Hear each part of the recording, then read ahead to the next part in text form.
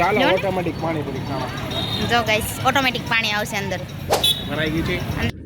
Hello guys, જો અમે લોકો છે ને તારા પાલતાણા જાય છે બધાય.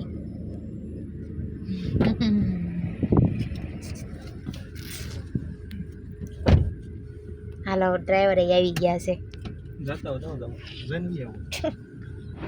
પાલીતાણા જવાનો પ્લાન તો અમારો અચાનક જ નક્કી થઈ ગયો, કેમ કે અમારા નણંદભાઈ આવ્યા હતા તો એ કે મારે થોડી ખરીદી કરવી છે.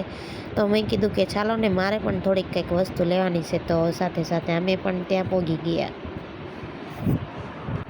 પછી તો અમે પહોંચી ગયા પાણીપુરી ખાવા માટે, અને ત્યાં 4 ફ્લેવરના પાણી હતા. અમને તો બહુ કંઈક નવીન જ લાગ્યું, કેમ કે આ પાણીપુરીમાં ઓટોમેટિક પાણી આવતું હતું ને તે અમને તો બધાને. પછી તો અમે બધાએ બાક્કા ચીકી બોલાવી દીધી ખાવાની.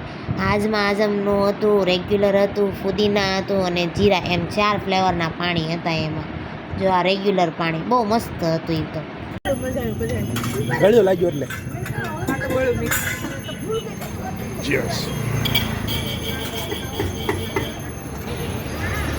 ચાલો ઓટોમેટિક પાણીપુરી ખાવા. જો ગાઈસ ઓટોમેટિક પાણી આવશે અંદર. ભરાઈ ગઈ છે. અંદર કંઈક સેન્સર વાળું હોય એવું લાગે છે. પછી તો અમે ઘણી ખરી શોપિંગ કરી લીધી અને પછી આવી ગયા બજારમાં નાસ્તો કરવા માટે. તો અમે પાણીપુરી ખાધી. અહીંયા બહુ સ્વચ્છ જગ્યાએ હતી, અહીંયા બહુ સરસ મસ્ત પાણીપુરી બહુ મસ્ત હતી સ્વાદમાં તે. અને ઓટોમેટિક પાણી આવતું હતું એટલે અમને લોકોને બહુ મજા આવી ગઈ. તો અમને લોકોને તો પાણીપુરી ખાવાની બહુ જ મજા આવી ગઈ. મસ્ત ટેસ્ટ હતો પાણીપુરીનો, આવી ક્યારેય ખાધી જ નથી. અને જો તમને લોકોને ખબર હોય કે આ લારી ક્યાં ઊભી રહેશે તો કમેન્ટ કરીને જરૂર ને જરૂર કહેજો અમને. અને બસ હવે તો ઘર તરફ જવાનું છે. અને મને આશા છે કે તમને મારો આજનો વ્લોગ પસંદ આવ્યો હશે.